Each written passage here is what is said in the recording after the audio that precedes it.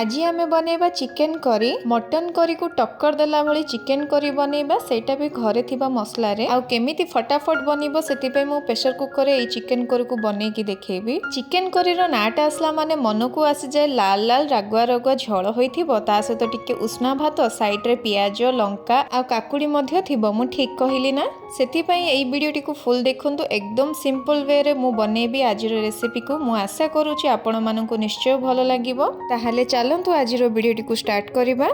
प्रथमे मु गैस उपरे गोटे नॉनस्टिक कढ़ाई बसाई देइछि। एठी मु चिकेन को कसिबा पई कढ़ाई नेइछि, कारण हमर मसला और चिकेन को कसिला समय रे सुविधा हेबो। तो एठी मु 2 चामच सोरिष तेल दे देबी। एठी आपण माने सोरिष तेल यूज करंतु, चिकेन रो टेस्ट भलो आसीबो। हमर तेल गरम हे गला परे एथरे दे दबा गोटा मसला। तो एठी मु रखिछि 2टा लवंग, 2टा अलैच, गोटे सुखिला लंका, 2टा तेजपत्र, गोटे दालचीनी खंड आउ गोलमरीच। तो गोटा मसला को देकी फ्लेम को लो टू मीडियम रे रखी कि आमे एई सब को टिके भाजी नबा। तार बास्ना आसला परे आमे एठी दे दबा पियाज।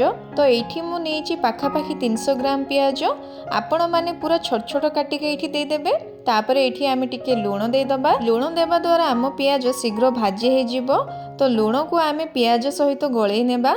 फ्लेम को मीडियम रे रखी कि पियाज को एकदम गोल्डन ब्राउन हैला पर्यंत एठी भाजी नबा। एबे देखंतु हमर पियाज भलो कलर आसी गलानी। एई स्टेज रे दे दबा काश्मीरी रेड चिली पाउडर 2 चामच आउ 1 चामच हल्दी गुंड देकी टिके भाजी नबा लो फ्लेम रे रखी कि। एठी देखंतु हमर मसला टिके भाजी हे गलानी। एठी मु दे देबी अदा रसुण पेस्ट 4-5 चामच किंबा हाफ कप हबो। आपण माने चाहिले एठी अदा रसुण को छेची कि देई परिबे। एठी मीडियम फ्लेम रे अदा रसुण को भल से कसी दबा। जेते आमे कसिबा आमर तरकारी सेतिकी टेस्ट बनिबो। तो एठी देखंतु आमर केते बढ़िया भाबरे अदा रसुण कसी हे जाईछि। एबे मु चिकेन को ऐड करि देबी। चिकेन सहित हाफ चामच हल्दी गुंड, 2टा कंचा लंका आ हाफ चामच लूण देकी भलो भाबरे मिक्स करि दबा। एई सब को चिकेन को कसिला समय रे कंचा लंका दियंतु। चिकेन रो तरकारी खाइबा को बहुत बढ़िया लागिबो। एठी मु प्राय 500 ग्राम चिकेन नेछि। एठी लो टू मीडियम रे आमे चिकेन को मसला सहित बढ़िया भाबरे कसी नबा, जे पर्यंत कि हमर चिकेन रे गोटे फैट अंश थाए सेटा रिलीज न हेछि, माने तेल न छाड़िछि, से पर्यंत आमे कसिबा। आपण माने चिकेन को एमिति कसुथिबे, पुणी कभर करि नउथिबे, आउ किछि सेकेंड कभर बाहर करिकि एमिति मिसेई दउथिबे। आपण माने कम से कम 10 रु 15 मिनिट पर्यंत चिकेन को भलो भाबरे कसी नेबे। एठी हमर 15 मिनिट पाखा पाखी हे गलानी। आउ जेमिति मु कहिथिली तेल छाड़ी आसीछि, ता माने हमर मसला रे चिकेन भलो भाबरे कसी हे जाईछि। एबे कोन करिबा, 1 चामच चिकेन मसला किंबा गरम मसला दे दबा, हाफ चामच धनिया पाउडर आउ ता सहित कस्तूरी मेथी। एठी कस्तूरी मेथी जदी घरे अछि निश्चय दियंतु, चिकेन रे भलो फ्लेवर आसीबो। आउ 2 मिनिट पई कसी दबा मसला को। एठी आमे कभर करिकि कसीबा। देखंतु 2 मिनिट पाखा पाखी हे गलानी, हमर मसला कसी हे जाईछि। एई समय रे दे दबा कटा होइथिबा टमाटो। एठी मु गोटे मीडियम साइज रो टमाटो नेछि। ता ऊपर लूण पकेई दबा। मने रखिथिबे आमे आगुरु लूण व्यवहार करिथिले, तो देखिकी देबे लूण। तापर आमे एठी मिक्स करि दबा मसला को। एही भली कभर करी करी लो टू मीडियम रे रखी कसी नबा मसला को। आम मसला रे तेल छाड़िला पर्यंत कसी नबा। एठी देखि पारुथिबे सब तेल चारि साइड रे बाहरी आसी गलानी। एबे लास्ट रे हमर चिकेन रो ग्रेवी आहुरी टेस्टी आउ मोटा करिबा पई देई दबा 2 चामच दही। एठी फ्लेम को लो टू मीडियम रे रखिबे।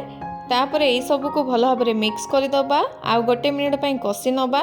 हमर दही रे जेमिति पानी मरि जिवो। एठी देखि पारुथिबे चिकेन रे तेल छाड़ी आसिलानी। एई स्टेज रे आमे आलू को दे दबा। एठी देखंतु एही भली बड़ बड़ करी आलू को काटी कि नेछि। चोपा लगा 3टा आलू नेछि। एठी आपण माने भाबुथिबे आलू तो भजा हेइनी। विश्वास करंतु आलू भाजीबा एठी दरकार नै, तरकार टेस्ट किछु फरक पड़िबोनी। एबे आमे चिकेन आ आलू को टिके कसी नबा किछि सेकेंड पई। आलू को टिके कसी हला परे एठी आमे गरम पानी दे दबा। एठी आपण माने गरम पानी ही यूज करिवे। मु एठी 2 रु 3 कप गरम पानी देबी। जदि अधिका झोल रखिबा को चाहुचंदी ताहाले आउ 1 कप देई परिबे। पानी देई साला परे भलो भाबरे मिक्स करि दबा।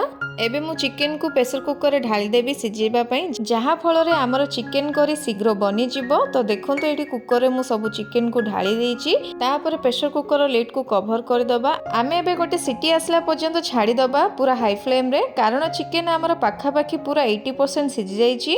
सेति पई हाई फ्लेम रे गोटे सिटी देबे। तापर गैस को ऑफ कर देबे। जेते बेले कुकर पूरा ठंडा हे जिवो तापर जाई कि खोलिबे। आ प्रेशर कुकर ऊपर डिपेंड करे केतेटा सिटी रे चिकेन सिझिबो। तो टिके एठी आपण देखि नेबे।